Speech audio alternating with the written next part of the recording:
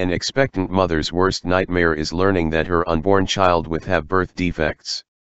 This is not easy news for any parent to hear, but it is perhaps harder to live with after the news has been shared.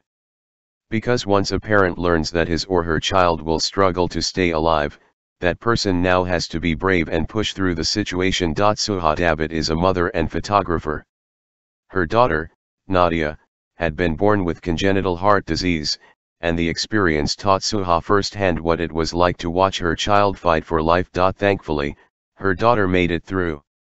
Because of her experience, Suha was able to share her newfound strength with mothers all around the world. After 5.5 months of waiting, we received the call. They found a perfect match, a whole, 4-ventricle heart, her life-saving gift, a new chance at life. Suha writes to love what matters.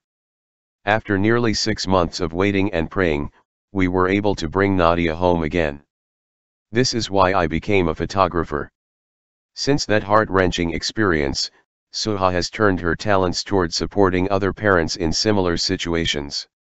She knows how stressful it can be to sit idly by as your newborn fights to stay alive, so she uses her photography skills to soothe the situation. I wanted other families to have portraits they could hold onto and cherish forever, the photographer explains. Her work might be rewarding, but it isn't easy.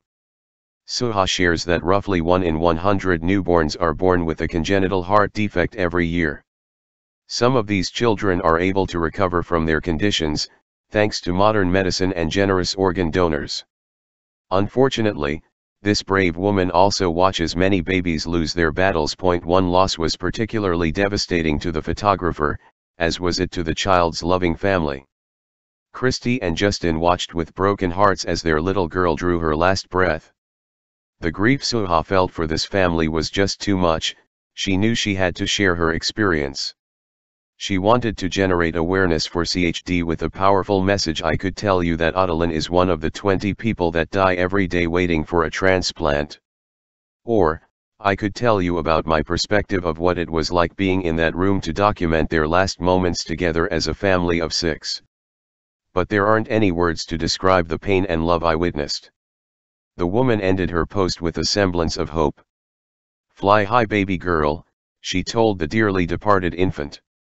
"You fought so hard and touched so many lives." Her message is not lost on our ears.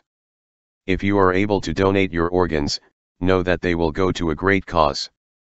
Or if you are unable, remember that compassion is the key to mending a broken heart.